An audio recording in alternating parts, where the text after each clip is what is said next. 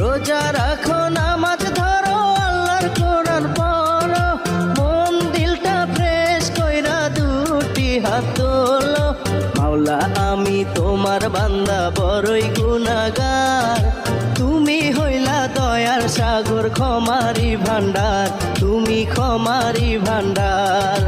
একটি বছর পরে এলো পবিত্র রমজান, মুমিন মুসলিম হাসে দেখো, কাঁদতেছে শয়তান, ওরে কাঁদতেছে শয়তান।